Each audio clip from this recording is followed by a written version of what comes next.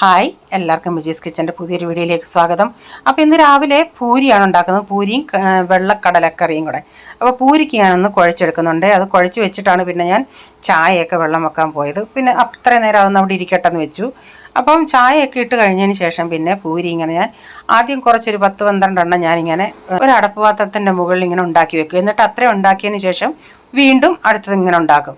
അപ്പോൾ ഞാൻ പൂരിയൊക്കെ ഉണ്ടാക്കി അതിൻ്റെ ഇടയ്ക്ക് ഞാൻ ഇവിടെ കുക്കറിൽ വെള്ളക്കടല അതിൻ്റെ അകത്ത് തന്നെ മസാലകളൊന്ന് ചൂടാക്കി ആ കടലയുടെ കൂടെ ഒരു ഉരുളൻകിഴങ്ങ് കൂടെ ചേർത്തിട്ടുണ്ടായിരുന്നേ. മഞ്ഞൾപ്പൊടി, മല്ലിപ്പൊടി, മുളക് പൊടി, ഗരം മസാല ഇതെല്ലാം ഒന്ന് ചെറുതായിട്ട് ചൂടാക്കിയിട്ട് ആ കടലക്കകത്ത് ഇട്ടിട്ട് ഒരു 3-4 വിസിലടിച്ചെടുത്ത്.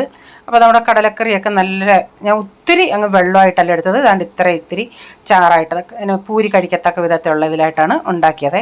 അപ്പം നമ്മുടെ കടലക്കറി ആ വെള്ളക്കടലയുടെ കൂടെ ഇച്ചിരി ഞാൻ നമ്മുടെ വെള്ള വട്ടാണയുണ്ടല്ലേ അതുകൂടെ ചേർത്തിട്ടുണ്ടായിരുന്നു. അപ്പം പൂരിയൊക്കെ ഇവിടെ ബ്രേക്ക്ഫാസ്റ്റൊക്കെ റെഡിയായി. അപ്പം ഡാഡിക്കൊക്കെ ബ്രേക്ക്ഫാസ്റ്റ് കൊടുത്തു. അപ്പോൾ രാവിലെ കൊച്ചു കഴിക്കാതെ പോയണേ കൊച്ചു പറഞ്ഞ് ഞാൻ സ്കൂളിൽ നിന്ന് വരുമ്പം എനിക്ക് അന്നേരം ഉച്ചയ്ക്ക് ചൂട് പൂരിയും ഇതും തന്നാൽ മതിയെന്ന്.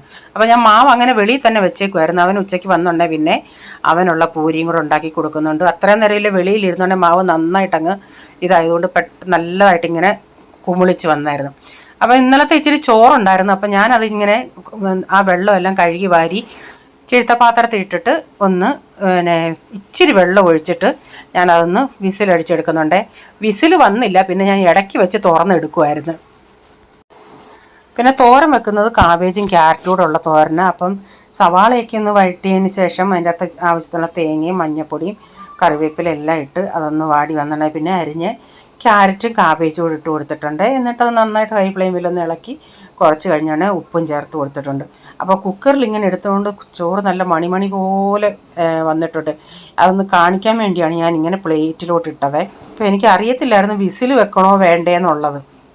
അപ്പോൾ പിന്നെ വൈകുന്നേരം ഒന്ന് ഇവിടുന്ന് അടുത്തൊന്ന് നേരത്തെ ഇവിടെ നമ്മുടെ റോഡ് സൈഡിലെല്ലാം ആൾക്കാരെ ഇരുത്തുമായിരുന്നു. പിന്നെ മുനിസിപ്പാലിറ്റിക്കാർ വന്ന് അവരെ അവിടെ നിന്ന് മാറ്റി. അതുകൊണ്ട് ഫ്രൂട്ട്സൊക്കെ കിട്ടാൻ പ്രയാസമാണ്. ഒരു വണ്ടിക്കാരൻ്റെ കയ്യിലുണ്ടായിരുന്നു.